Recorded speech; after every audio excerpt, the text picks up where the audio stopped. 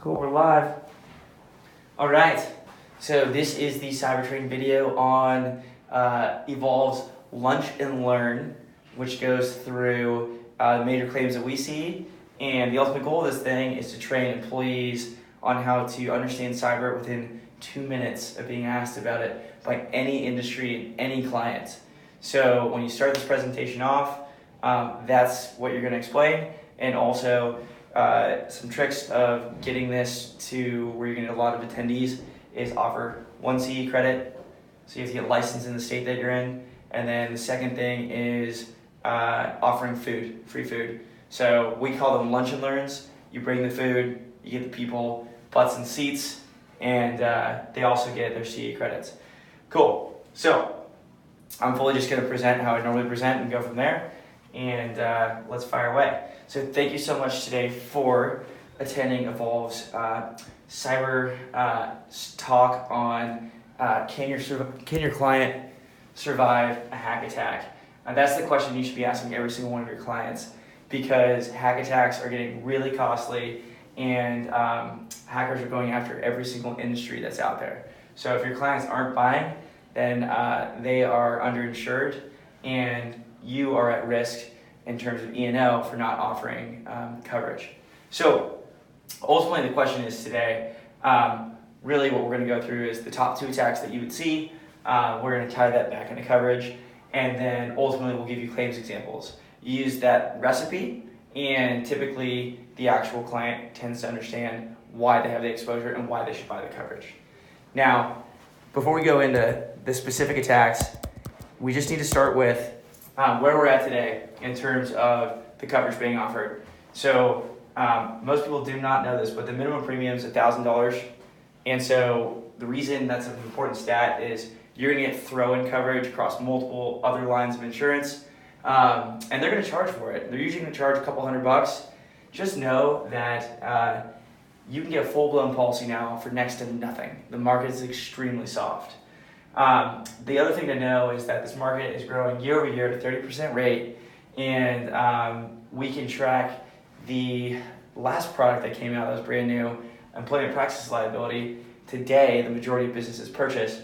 It's the same thing with cyber. They're on the way to purchasing, but not all purchase yet. So there's a lot of opportunity out there. Now, when you look at this, the actual stat that's out there is roughly 30% of businesses currently purchase in the United States, and 70% do not purchase. So a lot of room for growth.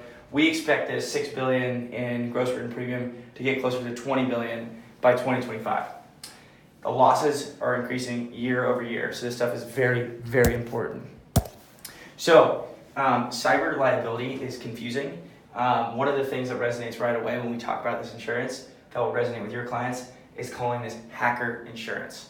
So we're dealing with all the costs once your company is hacked into. Hacker insurance seems to resonate a little bit more and helps your actual client understand what they're buying.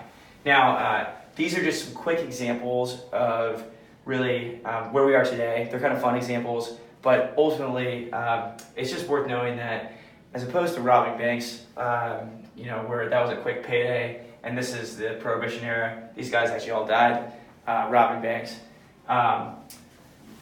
Now you have really just 3 types of attackers out there that are attacking at all times, and they're just going after businesses because they have deep pockets. You have individual attackers, you have organized crime groups, think like the mafia, but they're hackers. And then you have actual states going after businesses. So state actors meaning actual countries like North Korea, Russia, etc. So you have these hackers all day long just looking for a quick payday, and they're behind a computer, so they think they're pretty safe, and they're not going away. So another thing to think about as well is before the digital era, all of your files and information were actually posted in paper, and they sat in your office. Well, if someone, a thief came in and actually stole all of your information, you would feel like, how would I be able to actually run and operate this business? That's what they're doing today, but they're actually just doing it in a digital format. So this is coverage for your intangible assets. That's right, I said assets. Anyway, so most people don't think about these files that are in the actual server. That's right, the files are in the computer. But essentially, if this stuff gets messed up, there's going to be huge losses for your business. So, the last couple of points just worth mentioning as far as when you talk to your actual clients is stray away from talking about any sort of cyber attack with large corporations because it does not resonate with small and mid-sized businesses. These make the headlines because they're big entities with lots of clients, whereas the small and mid-sized businesses almost never make the headlines because they actually just don't even report them. However, we see them from a claims perspective. And so these are just a few stats. Take these with a grain of salt because everyone has a cyber stat, but just know that the average business size is small or medium that is attacked that we see. And if you were attacked as a small business, it could put you out of business very quickly with all the costs associated. We'll go through those. So this coverage could save a business if they're the victim of a hack attack. Speaking of hack attacks, we were actually attacked about 3 years ago now, and we were hit with a really bad strand of malware called ransomware, and we'll go through that in detail later, what ransomware looks like. But this coverage is worth its weight in gold because you actually get to, as an automatic thing in this policy, you get access to forensic experts that deal with hack attacks all day long. So most of the time when you're selling someone an E&O policy, you're saying you need the best lawyers in the business to defend your business if you're getting sued. Well, in this particular case, you need the best data breach forensic experts that are there, that are not your IT department, that are actually going to get your business back up and running online. So when we were hacked into, we actually had a forensic bill of $22,000, almost $23K, over a 2-day period, which is just incredible. These forensics charge a lot, and we're going to go into them.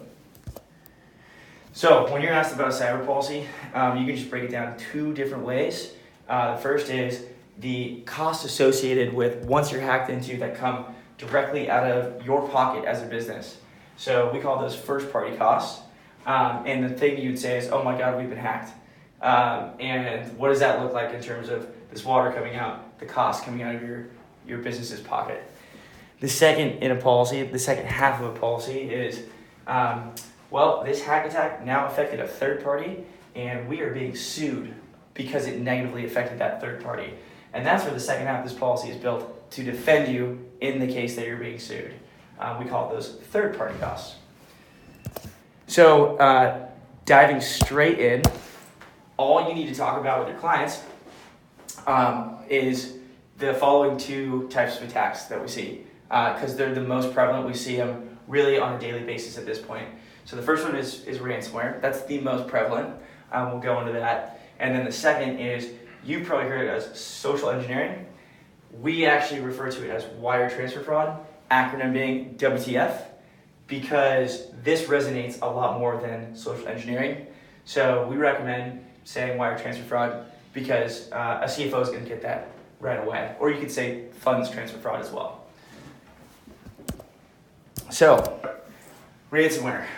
What is it? Let's start with that. So it is a virus that is, there's hundreds of strands of on the internet. You can download some of the strands of that virus for free if you were a hacker and didn't want to pay anything for it.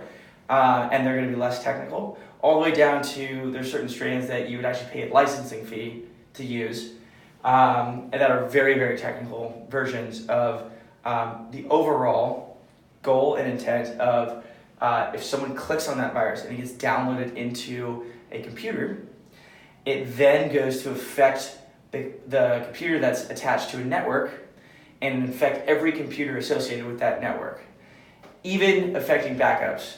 And when it infects everything and a hacker eventually triggers the ransomware, because they're usually going to have it lay dormant for a while until it infects as many things as possible, each computer will get a lock screen, and that lock screen will say you can no longer access any information in your networks until you pay Bitcoin, which would be the ransom, to a hacker's bank account, which is untraceable. Which cryptocurrencies, that's why they're used, because they're untraceable. So the question being then, do we pay or not pay? And if you do pay, you're expecting to get your information unlocked. However, that's not always the case. It's up to the hacker who is at the end of the other computer to actually go and physically unlock that information. And if you don't pay, or they don't unlock your information, then you could actually have your information completely destroyed. And there's going to be a ticking time clock on the ransomware window, and it's usually a 48-hour period. And the costs usually go up after 24 hours. So it'll be, pay us 5,000 in Bitcoin within the first 24, and we'll unlock it.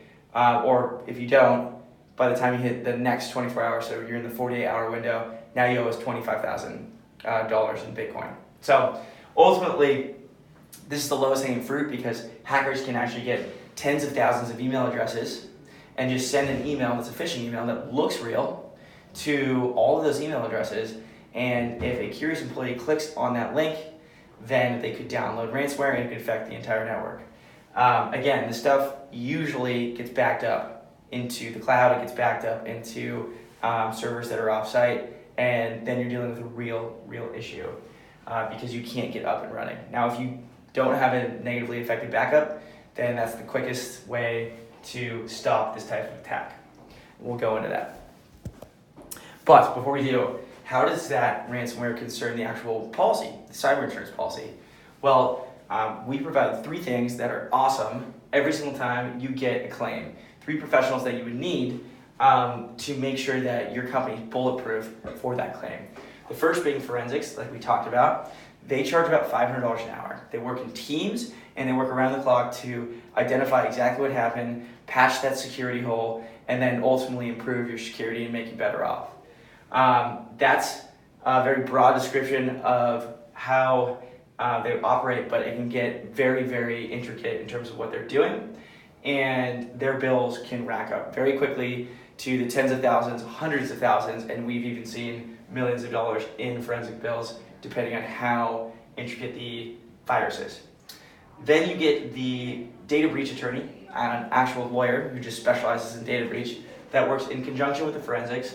Based upon the reports that they find, they're going to have to tell the actual lawyer what was potentially compromised in the process of being hacked into. And these guys, the data breach attorneys, are then going to advise the insured on the federal, state, and private regulatory rules and regulations on how to deal with privacy law.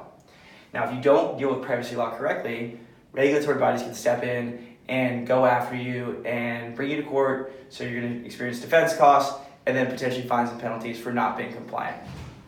And then the third piece here is we always have a PR firm ready to go that will actually not only advise you if your company's story hits the news, but really the majority of what they do is give you advice on how you actually tell your clients that you got hacked into without losing clients. Now, these costs are generally in the tens of thousands, okay? And you want these every single time. That's why you're paying for this policy. But if the ransomware gets in and that forensic expert goes, we can't actually recover any of that data, then the policy starts to step in the hundreds of thousands. Now, before we go there, just know that our policy is written like a claim. So insuring clause 1 is going to have everything from your forensics in C, your legal data breach attorneys in B, and then your PR firm in D right here on crisis communication. Also know that we have incident response costs, which all that means is we have actual data breach attorneys and forensic experts on staff, and there's no deductible to speak to them. So we'll give you quick advice right away, and once these guys say, oh, this might be going big, then we'll bring in the 3 professionals. Now, we were talking about once that data is actually destroyed. So if the data is destroyed, this is when we're talking from tens of thousands of dollars to hundreds of thousands of dollars. And there's really 3 areas of coverage that get triggered. Business interruption is the first one. So as soon as your data is destroyed, you as a business are not going to operate how you normally would operate with all of your data. So we're going to pay for the lost profit for you being down every single day. Even if that means a quarter of your information is lost, there's still going to be a payout for not being able to operate at a full function. The second piece is we're actually going to pay if that data is destroyed to completely rebuild and restore that data. What does that mean? That's not something where you can just go to a backup and decrypt everything and get everything all back up and running. We're talking about actual paying overtime costs of employees coming in and rebuilding, rekeying all the information that they would need. And so for insurance, for example, let's say you lost all your information today, you would have to go to insurance carriers, you'd have to go to your clients, and you'd have to ask for all that information back. And you're gonna have to pay your employees to do that in an overtime manner. Then the final piece is we'll actually pay for the lost profits around if you lose customers as a result of your data breach or your hack attack or this ransomware.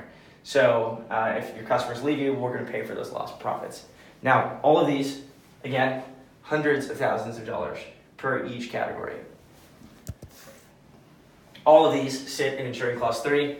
Here's the data restoration in A, business interruption B, rep harm in C, and then D, this is actually a forensic accounting firm that we pay to assess the business interruption and the rep harm because we have to have someone look at the books.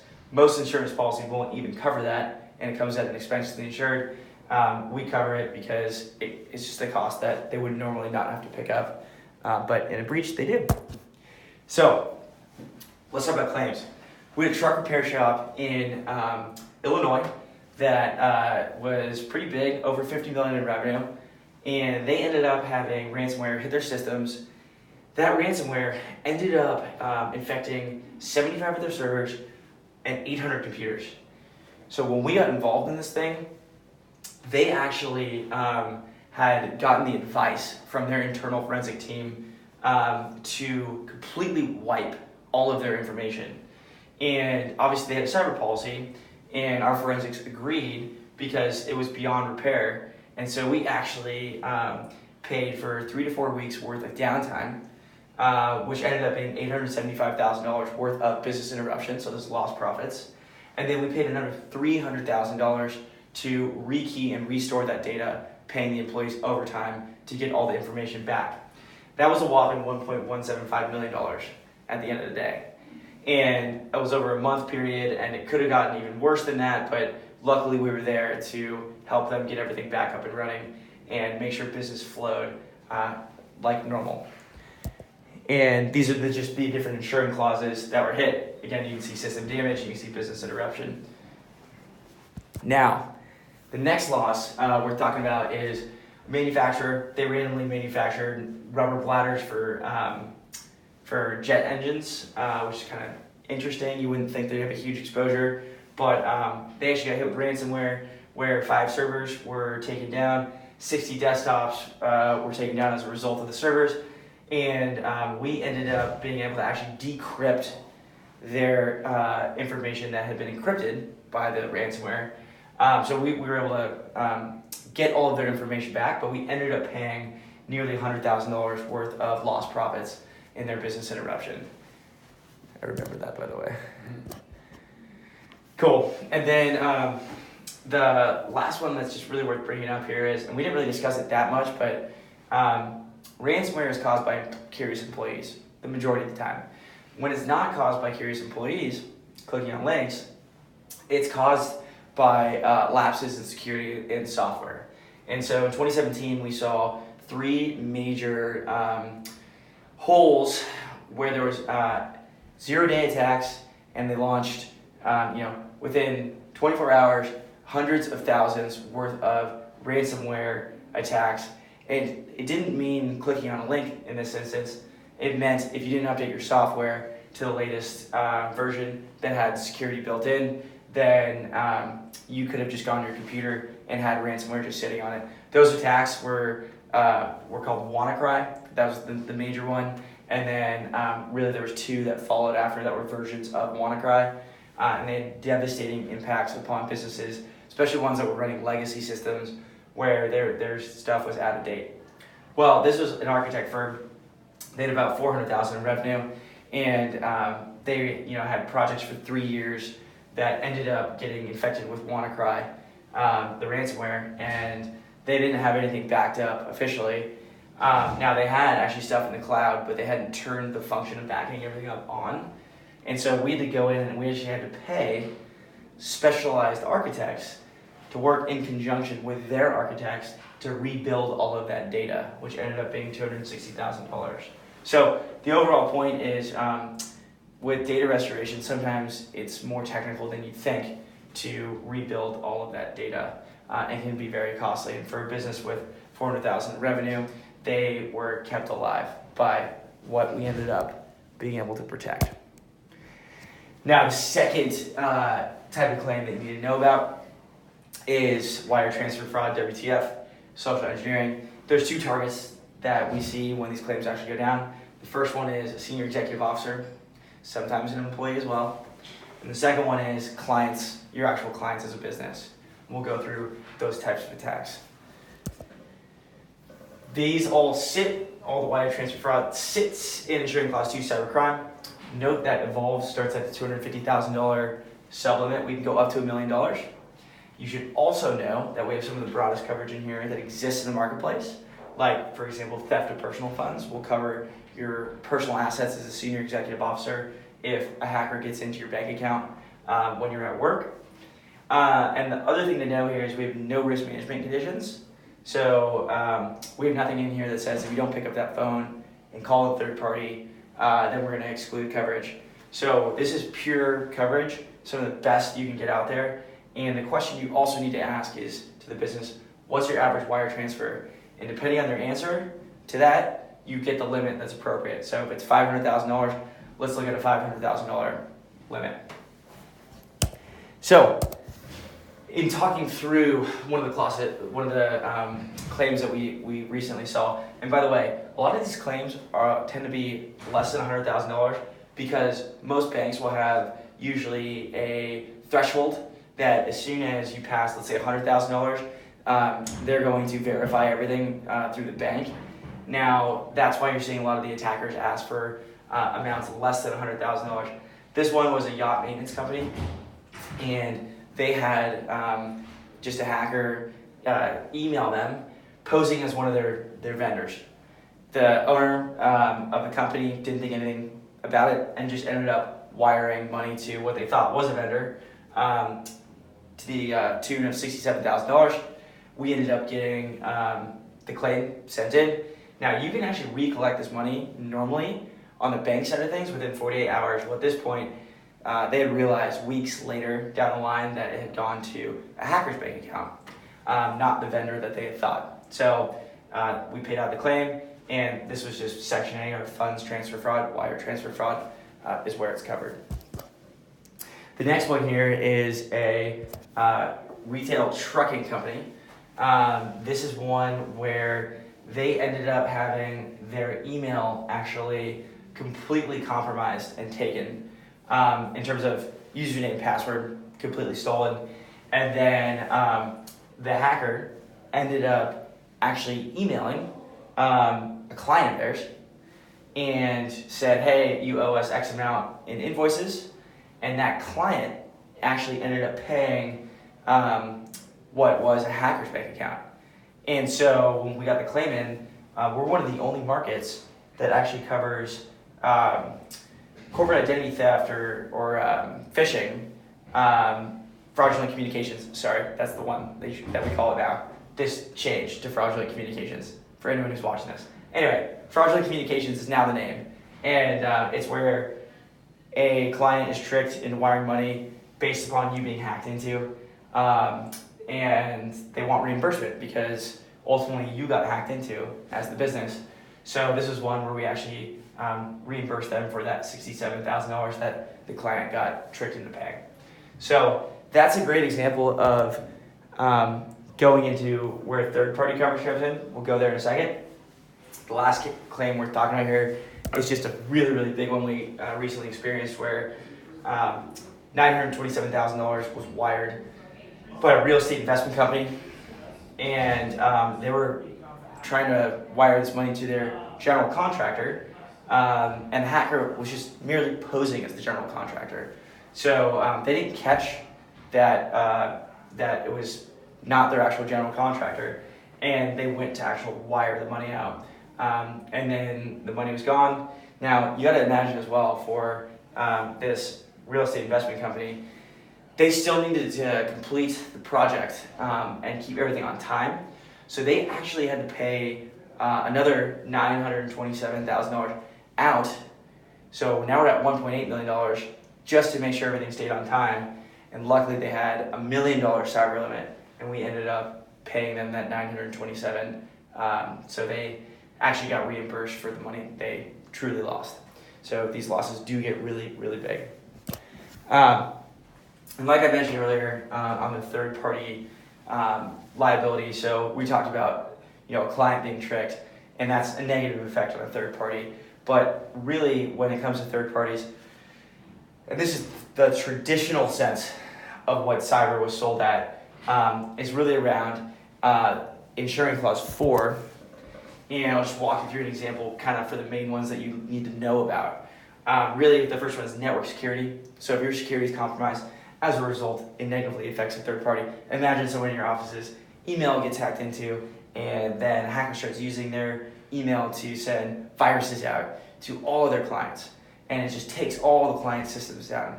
And they're very upset, and they go back after that employee that had their email compromised. This is going to defend you and make sure that your clients ultimately get indemnified if you were at fault for being hacked into.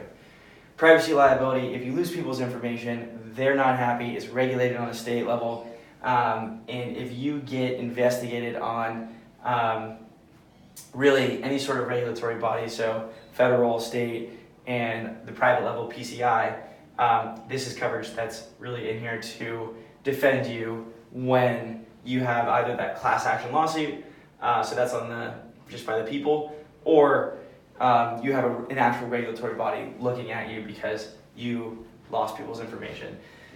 These are much less common than your wire transfer fraud and your ransomware. So, with all of that said, let's break it down one more time. You have ransomware. Ransomware is rampant, it's everywhere. They're trying to lock your information up, and ultimately it can get destroyed. What does that mean with the policy? You get forensics, number one, to figure out everything that's going on, try and patch it, try and get your stuff back online. Best in the business, way better than IT. Data breach attorneys, they're going to legally guide you on what you should be doing. And then PR firms, they're going to make sure you retain your actual clients. If your information gets destroyed, now we're looking at business interruption, lost profit. We're looking at rebuilding that data, so rekeying all that stuff, paying overtime, etc. And then your reputational harm, paying the lost profit for losing customers. Second piece is the wire transfer fraud, WTF. They're attacking senior executive officers, they're taking their email addresses, and they're trying to ultimately just convince the business that's the insured into wiring money to the wrong place. Sometimes they're tricking clients, and so that one is not going away.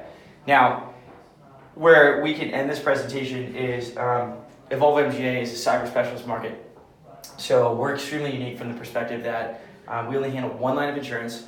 We have the broadest cyber forum in existence, and we work directly with retail insurance brokers.